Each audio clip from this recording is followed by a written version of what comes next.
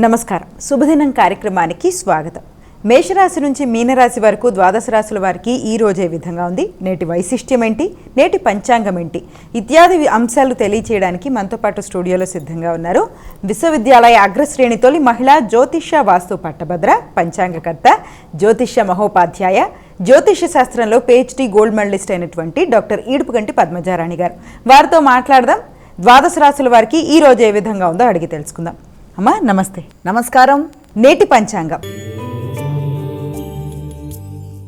అమ్మా నేటి పంచాంగాన్ని ప్రేక్షకులకు తెలియజేస్తారా?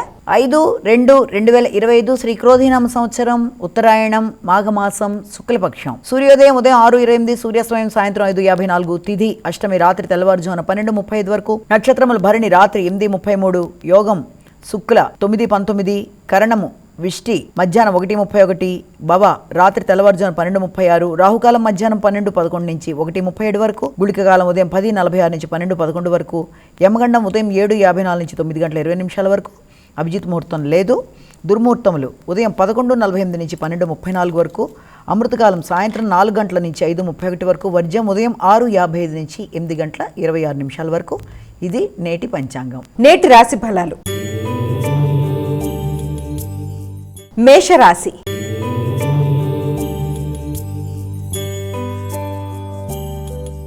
అమ్మా మేషరాశి వారికి ఎలా ఉంది ఈరోజు? మేషరాశి వాళ్ళకి ఈ రోజున వ్యక్తిగతంగా మంచి మంచి ఆలోచనలు రావడం, సంకల్ప బలాలు నెరవేరడం, ఆశించిన ఫలితాలు లక్ష్యాలని చేరుకోవడానికి గట్టిగా కృషి చేసి అన్ని విధాల శ్రమ కోర్చి ఆశించిన ఫలితాలని సాధిస్తారు.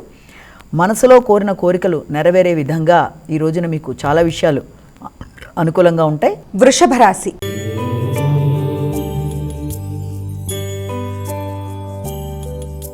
అమ్మా వృషభ రాశి వారికి ఎలా ఉంది ఈరోజు? ఈ వృషభ రాశి వాళ్ళకి ఈ రోజున బంధుమిత్రులతో ఎలాంటి వాగ్వాదాల్లోకి వెళ్లకుండా జాగ్రత్తలు తీసుకోవాలి. న్యాయపరమైన విషయాలలో ఎక్కువ శ్రద్ధ తీసుకుంటూ ముందుకు పెడతారు. అంటే ఏదైనా మీకు సంబంధించిన కోర్టు వ్యవహారాల్లో కానీ, న్యాయ సంబంధమైన విషయాల్లో కానీ ఇవాళ వాళ్ళని సంప్రదించటం, దాని సంబంధమైన ఖర్చులు లాంటివి ఉండడం మొదలైన వాటికి ఆస్కారం ఉంది. మిథున రాశి.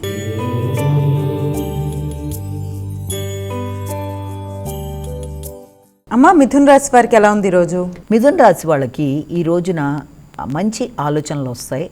ఇతరులకి మీరు సలహాలు ఇచ్చే విధంగా మీ ఆలోచనలు మంచి రావడం అనేది, ఆ విషయంలో మిమ్మల్ని ముఖ్యమైన వ్యక్తులు అంటే మీ యొక్క ఆప్యాయత అధికంగా ఉండే మీ యొక్క స్నేహితులు కానీ లేకపోతే మీ ఆత్మీయులు కానీ మిమ్మల్ని సంప్రదించడం, వారికి చక్కటి సలహాలు అనేవి మీరు ఇవ్వడం మొదలైన వాటికి ఆస్కారం అనేది అధికంగా ఉంది. కర్కాటక రాశి.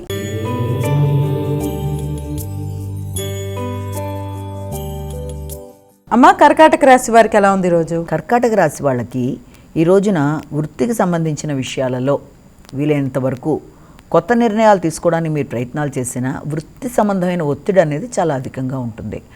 ఆ వృత్తి సంబంధమైన ఈ ఒత్తిడి వల్ల నిర్ణయాలు తీసుకునేటప్పుడు మీరు కొంచెం ఘర్షణాత్మకంగా ఫీల్ అవ్వడం, అలాగే ఆ విషయంలో మీరు ఉన్న వృత్తి విషయంలో కొన్ని సడన్గా డెసిషన్స్ తీసుకునే పరిస్థితులు లాంటివి వస్తాయి. అంటే అది మనం వదిలేద్దామా, లేకపోతే ఇంతకంటే బెటర్ చూసుకుందామా, బెటర్ది వచ్చినా రాపోయినా ముందు ఉన్న దాంట్లో అయితే నాకు అడ్జస్ట్మెంట్లో ప్రాబ్లమ్స్ వస్తున్నాయి కాబట్టి వీలైనంత వరకు దీన్ని ఏం చేస్తే మనం మనశ్శాంతిగా ఉంటామని, అంటే అలాంటి విషయాలు ఆలోచనలతో కొంత ఘర్షణ అనేది మానసికంగా ఉంటుంది. సింహరాశి.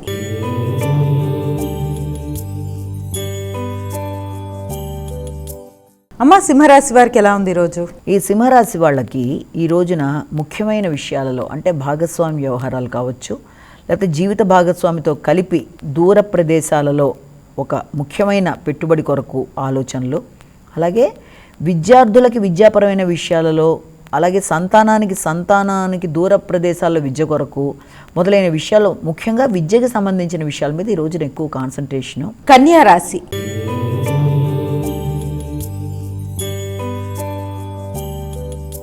అమ్మ కన్యా రాశి వారికి ఎలా ఉంది ఈరోజు? ఈ కన్యా రాశి వాళ్ళకి ఈ రోజున ముఖ్యమైన విషయాలలో అంటే ఏదన్నా ప్రారంభానికి సంబంధించి కానీ, ఆర్థిక సంబంధమైన విషయాల్లో కానీ మీ అంతటి మీకు వచ్చిన ఆలోచనలని మీరు దాన్ని ఉపయోగించుకుంటూ ముందుకు వెళ్ళడానికి చేసే కార్యక్రమాలలో ఆటంకాలు లాంటివి ఏర్పడుతున్నప్పటికీ కూడా దాన్ని అధిగమించే విధంగా మీరు కృషి చేయాలి. తులారాశి.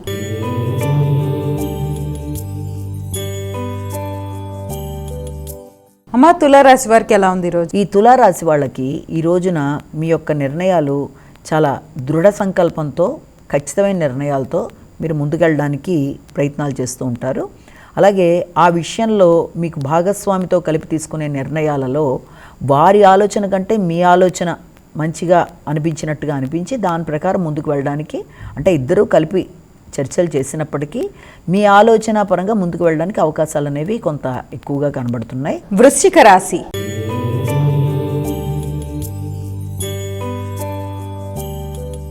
అమ్మ వృశ్చిక రాశి వారికి ఎలా ఉంది రోజు? ఈ వృశ్చిక రాశి వాళ్ళకి స్థిరాస్తుల గురించి విపరీతంగా నిర్ణయాలు మారుతూ ఉంటాయి.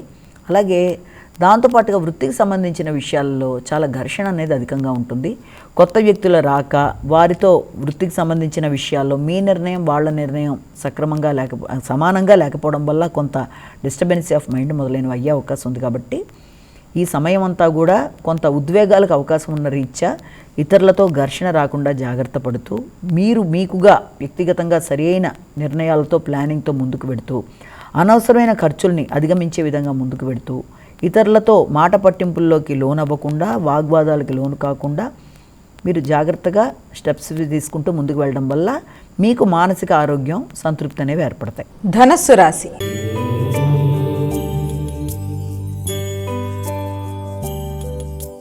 అమ్మ ధనస్సు రాశి వారికి ఎలా ఉంది ఈరోజు? ఈ ధనస్సు రాశి వాళ్ళ విషయంలో ముఖ్యంగా మనం గమనించుకున్నట్లయితే మీకు ఆలోచనలలో కొంత, అంటే ముఖ్యంగా తీసుకుంటున్న నిర్ణయాలు కానీ ఆలోచనలలో కానీ కొంత ఆటంకాలు, అంటే ఎలాంటి ఆటంకాలు ఏర్పడే అవకాశం ఉంది అంటే అందులో కొంత లేట్, ప్రతి ఆలోచన మంచిగా మీరు తీసుకుంటున్నా కూడా అది ఏదో కారణం వల్ల వాయిదా పడ్డము, ఆలోచనలు వాయిదా పడ్డం వలన వచ్చిన అవకాశాలని కోల్పోయే అవకాశం ఉంది. కాబట్టి వీలైనంతవరకు సమయానికి సరి అయిన నిర్ణయం తీసుకోవడంలో కొంత ఇప్పుడు ఇబ్బంది అనేది కనబడుతుంది. మకర రాశి.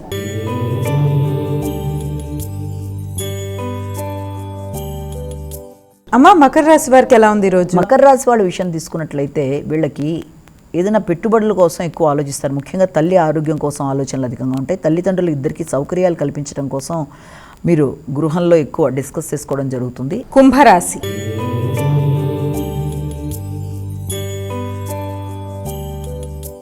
అమ్మ కుంభరాశి వారికి ఎలా ఉంది ఈరోజు? కుంభరాశి వాళ్ళకి ముఖ్యంగా వ్యక్తుల సహకారం అనేది లభిస్తుంది. ఆలోచనలు బాగుంటాయి, నూతన నిర్ణయాలు తీసుకుంటారు, ప్రశాంతత ఏర్పడుతుంది. కానీ వ్యక్తుల సహకారం లభ్యమైనా కూడా ఆ విషయంలో మీరు డిలేలు చేయడం బట్టి, అంటే ఇప్పుడు ఎవరన్నా ఒక విషయంలో మీకు సహకరించడానికి వచ్చినా దాన్ని ఇమ్మీడియట్గా ఉపయోగించుకోకుండా తర్వాత చేద్దామనే వేసే వాయిదాల వల్ల సహకారం అందినా కూడా దాన్ని ఉపయోగించుకోలేని పరిస్థితి ఏర్పడుతుంది. కాబట్టి అది ప్రయాణాల్లో కావచ్చు, వ్యక్తులతో కావచ్చు, ఇరుగు పొరుగు వ్యక్తులతో కానీ ఎవరితోనైనా ఏదైనా సంప్రదించేటప్పుడు, సహాయ సహకారాలు తీసుకున్నప్పుడు దాన్ని డిలే చేయకుండా వీలైనంతవరకు ఉపయోగించుకోవడం అనేది మంచిది. మీనరాశి.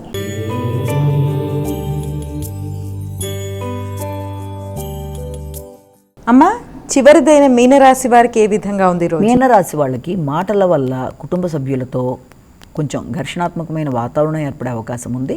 అలాగే ఆరోగ్యపరంగా కూడా కొంత స్థిమితం అనేది తక్కువగా ఉంటుంది. కాబట్టి వీళ్ళంతవరకు ముఖ్యమైన విషయాల్లో జాగ్రత్తలు తీసుకుంటూ ముందుకు వెళ్ళినట్లయితే అటు ఆరోగ్యపరంగా అయినా, ఆర్థిక సంబంధమైన విషయాల్లోనైనా, కుటుంబ వ్యక్తులతో మాట్లాడేటప్పుడు కానీ అపార్థాలకి తావివ్వకుండా ముందుకు వెళ్ళడానికి అన్ని విధాలా జాగ్రత్త పడుతూ ముందుకు వెళ్ళాలి. అమ్మ ద్వాదశ రాశుల వారు వారికి వారే సులభతరంగా చేసుకోగలిగే ఒక పరిహారాన్ని ఈ రోజు ప్రేక్షకులకు తెలియజేస్తారా? ద్వాదశ రాశుల వాళ్ళకి పరిహార విషయం కనుక మనం వాళ్ళు తీసుకున్నట్లయితే 12 రాశుల వారికి ఈ రోజున తమ తమ వ్యక్తిగత దైవాన్ని ప్రార్థించుకుంటూ రోజును ప్రారంభించడం అనేది ఎలాగూ చేస్తారు. అదే రకంగా చేస్తూ ఇష్టదైవానికి సంబంధించిన పూజాది కార్యక్రమాలు చేసుకుంటూ ముందుకు వెళ్ళినా మంచిదే.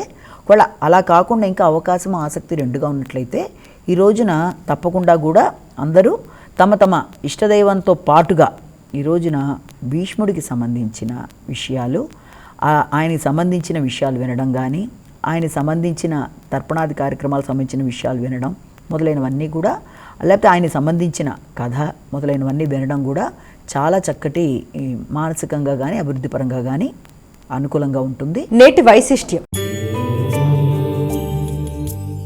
అమ్మ నేటి వైశిష్ట్యాన్ని ప్రేక్షకులకు తెలియజేస్తారా? ఈరోజు వైశిష్ట్యం కూడా ఏంటి అంటే ఈ రోజున భీష్మాష్టమి. భీష్మాష్టమి అనేటప్పటికీ అందరికీ కూడా భీష్ముడు వెంటనే విజ్ఞప్తికి రావాలి. ఎందుకంటే ఆయనంతటి రాజనీతిజ్ఞుడు, ఆయనంతటి గొప్ప విద్యా నిపుణుడు, అంత కురువృద్ధుడు, ఆయన భీష్మాచార్యులు ఒక ఆచార్యుడుగా ఆయన చెప్పిన విషయాలు కానీ, లేకపోతే అందరూ ఆయన ఫాలో అయిన విధానంలో ఆయన గొప్పతనాలు కానీ, ఎంతో అన్ని విద్యలలో ఆరితేరిన ప్రముఖమైన వ్యక్తిగా ఆయనకంటూ ఒక ప్రత్యేక స్థానాన్ని అందరి మదిలో నిలుపుకున్న భీష్మాచార్యుడి యొక్క ఇది ఈ రోజున ఆయన్ని మనం జ్ఞప్తికి చేసుకోవాలి. భీష్మాష్టమి అనగానే ఏంటి అంటే, మనం గనక చూసినట్లయితే ఈ యొక్క కురుక్షేత్ర యుద్ధం సమయంలో ఈ అంపశయ్య మీద పడిపోయిన అంటే దాని మీద పడిపోయిన పరిస్థితి ఆయనకి ఏర్పడి, ఆ సమయం నుంచి ఆయన తనకి ఒక ఐచ్ఛికమైన ఒక వరం అనేది ఒకటి ఉంది. దానికి సంబంధించి ఆయన ఏంటంటే ఆ వరం యొక్క ప్రధాన ఉద్దేశం ఏంటి అంటే, ఐచ్ఛికంగా తను ఎప్పుడు కావాలి అంటే అప్పుడు తన యొక్క తనువు చాలించగలగడం, అంటే తన యొక్క శరీరంలోంచి ప్రాణాన్ని వదలడానికి అన్ని విధాలుగా కూడా ఆయనకి ఐచ్ఛిక మరణం అనేది ఒక వరంగా పొందాడు ఆయన. అలాంటి వరాన్ని పొందటం అనేది చాలా విశేషం. అందులో కూడా ఆయన తనకి ఎప్పుడు కావాలంటే అప్పుడు ఆ విధంగా ఇదవ్వడానికి స్వయాన తన తండ్రి ద్వారా ఆ రకమైన వరాన్ని పొందడం అనేది జరిగింది, మొదటి విషయం. రెండోది, భీష్ముడి యొక్క గొప్పతనం గురించి ఎంత చెప్పినా తక్కువే. ఎందుకంటే ఆయన లాంటి విద్యావంతుడు, అలాగే దాంతోపాటుగా అన్ని విద్యలలో రాణించి ఆయన ప్రధానంగా అటు వశిష్ఠుడికైనా ఇటు పరశురాముడికైనా వీళ్ళందరి ద్వారా విద్యలు, అస్త్ర విద్యలు, శస్త్ర విద్యలు మొదలైనవన్నీ కూడా ఎంతో చక్కగా నేర్చుకొని తను విష్ణునే ప్రార్థించుకుంటూ తనకి కావలసిన సమయంలో తను చాలించుకునే విధంగా ఆయన చేసుకోవడం అనేది అది ఎవరికో కానీ ఎంతో గొప్ప వాళ్ళకి కానీ లభించే ఇది కాదు. ఎందుకంటే ఒక విద్యాపరంగా తీసుకున్నా ఆయన ముందు ఎవరు సాటిరారు అంత. అందుకే ఆచార్యుడు అన్న విషయాన్ని కనుక మనం తీసుకుంటే, గీతకి ఆచార్యుడిగా మనం గీతను బోధించాడు శ్రీకృష్ణుడు. అలాగే ఇక్కడ ఈయన విష్ణు సహస్రనామ విషయాన్ని కూడా చక్కగా మనకి వివరంగా చెప్పడం అనేది కూడా, ఆయన విష్ణు సహస్రనామం కూడా మనం ఈయన ద్వారా మనం తెలుసుకుంటాం. అయితే ఈయన యొక్క అష్టమి నాడు అసలు ఇది భీష్మాష్టమి ఏంటి, ఈ రోజున చేసే కార్యక్రమాలు ఏంటి, ఈ రోజున ఆయన్ని ఎందుకంత మనం తలుచుకోవాలి అన్న విషయాన్ని కనుక మనం కొంత క్లుప్తంగా తెలుసుకున్నట్లయితే, భీష్మాచార్యుడు మొత్తానికి ఆయన ఈ యొక్క కురుక్షేత్ర సమరం ఆ సమయంలో ఆయన అంపశయ్య మీద ఇదైపోయినప్పుడు, ఆ సమయంలో అది దక్షిణాయన పుణ్యకాలంలో సమయం అది. ఆయన ఏమనుకున్నాడంటే, ఉత్తరాయణ పుణ్యకాలం వచ్చేదాకా తను ఆగి ఉత్తరాయణం ఎంటర్ అయిన తర్వాతనే మనకి ఆ తర్వాత రథసప్తమి తర్వాత అష్టమి నాడు తన యొక్క ప్రాణాన్ని ఆయన ఇది చేసుకోవాలి అనుకున్నాడు. కొన్ని చోట్ల ఏం చెప్తారంటే, ఆయన 5 రోజులు 5 ప్రాణాలు వరుసగా వదిలాడు, అవి పంచ ప్రాణాలు అంటారు కదా, ఆ రకంగా వదులుతూ ఆయన వచ్చాడు అన్నది కొన్నిట్లో ఉన్నా, యాక్చువల్గా ఆయనకి భీష్మాష్టమి నాడు ఆయన యొక్క శరీరాన్ని వదిలి ఆయన వెళ్ళిపోవడం జరిగింది అన్న విషయాన్ని మనం ఇక్కడ జ్ఞప్తి చేసుకోవాలి. ఎందుకంటే ఉత్తరాయణ పుణ్యకాలం అనేది చాలా విశేషమైంది. సూర్యుడు మకర రాశిలో ప్రవేశించినప్పుడు, ముఖ్యంగా మాఘమాసంలో శుక్లపక్షంలో అష్టమి తిథి నాడు చాలా విశేషమైన సమయంలో ఆయన ఆ రకమైన నిర్ణయం తీసుకొని వెళ్ళడం అనేది జరిగింది. ఎందుకంటే ఆయన ఆలోచన విధానంలో కానీ ఎలాంటి పరిస్థితుల్లోనైనా ధర్మం తప్పకుండా నీతితో చేద్దామనుకున్న కార్యక్రమాలన్నీ అయిపోయిన తర్వాత తను మనసులో అనుకుని భావించిన విధంగా ఆ సమయాన్ని ఆయన యుటిలైజ్ చేసుకొని వెళ్ళిపోవడం జరిగింది. ఆ వెళ్ళింది భీష్మాష్టమి అన్న విధానంలో తీసుకున్నప్పుడు అష్టమి నాడు జరిగింది కాబట్టి దాన్ని భీష్మాష్టమి అన్న విధానాన్ని చెప్తారు. అలాగే ఆ రోజున ఏం చేస్తారు అన్న విధానాన్ని కూడా మనం ఇక్కడ తెలుసుకోవాలి అనుకున్నప్పుడు, ఆ రోజున భీష్ముడి పేరు మీద తర్పణాలు ఇస్తారు అంటారు. భీష్మాష్టమి నాడు ఆయన్ని తలుచుకొని తర్పణాలు ఇవ్వడం అనేది, ఎందుకంటే ఆయన గంగేచ అంటే గంగాదేవి పుత్రుడిగా ఆయన పుట్టడం అనేది, అలాగే ఆయన చాలా గొప్ప ఉత్తమమైన వ్యక్తి కాబట్టి ఆయన్ని తలుచుకుని, ఎందుకంటే ఆయన బ్రహ్మచారిగానే జీవితాన్ని గడిపాడు, ఆయనకి సంతానం అనేది లేదు, ఆయన తన కోసం తను ఇది చేసుకోవాలా, సర్వ విద్య తెలిసిన వ్యక్తి, ఒక ఆచార్యుడు, అందరికీ కూడా ఒక కురు వృద్ధుడు, ప్రతి వాళ్ళకి కూడా ఆయన్ని చాలా చక్కగా విశేషంగా ఆయనని సంప్రదించి కానీ ఎవరు ముందుకెళ్ళలేని స్థాయిలో ఆయన ఒక స్థాయిని రీచ్ అయిన వ్యక్తి. అలాంటిది ఆయన ఐచ్ఛిక మరణాన్ని కూడా ఆయన పొందిన వ్యక్తి. కాబట్టి అంత విశేషంగా అంత గొప్ప వ్యక్తికి సంబంధించి ఈ రోజున తర్పణాలు ప్రతి వ్యక్తి కూడా ఎందుకు వదులుతారు అనడంలో 2 రకాలైన కారణాలు చెప్తారు. మొదటి కారణంలో ఏం చెప్తారంటే, ఎవరికైనా సరే సంతానం ఉన్నవాళ్ళకి తప్పనిసరిగా సంతానార్థులు కూడా దీనికోసం చేస్తారు. ఎప్పుడైతే భీష్ముడికి తర్పణాలు ఇస్తారో వాళ్ళకి మంచి సంతానం అనేది ఏర్పడడం అనేది, అలాగే సంతానం లేని వాళ్ళు కూడా భీష్ముడికి తర్పణాలు ఇవ్వడం వల్ల వాళ్ళకి మళ్ళీ నెక్స్ట్ టైం లోపల చక్కగా వాళ్ళకి పుడతాడు బిడ్డ అనే కారణంతో మరికొందరు చెప్తారు. సాధారణంగా తర్పణాలు ఏది చేసినా ఆ వ్యక్తి గోత్రంగానో ప్రవర చెప్పడంగానో ఏ కారణం వల్ల మనం తర్పణాలు వదులుతున్నాం ఈ విషయాలన్నిటినీ కూడా మనం చెప్పుకుంటూ ఆ రోజున ఎవరైనా సరే తప్పనిసరిగా భీష్ముడి యొక్క ఆశీస్సులు పొందడానికి, సత్సంతానానికి, మానసిక అభివృద్ధికి ఆయన యొక్క ఆశీస్సులు కోరుకున్న వాళ్ళందరూ కూడా తప్పనిసరిగా భీష్ముడికి ఈ రోజున తర్పణాలు ఇవ్వడం, అలాగే వారి దాంతోపాటుగా వాళ్ళ యొక్క పెద్దలని తలుచుకోవడం అనేది ఒకటి. తర్వాత ఆయన్ని తలుచుకొని ఈ రోజున చక్కగా ఆయన్ని మనస్ఫూర్తిగా ఆలోచించడం, ఆయన చెప్పిన ఈ విష్ణు సహస్రనామాలని గుర్తు తెచ్చుకొని దానికి నమస్కారం పెట్టుకోవడం, ఇలా ఎన్నో రకమైన విషయాలన్నీ కూడా ఈ రోజున భీష్మాష్టమి నాడు చేస్తారు.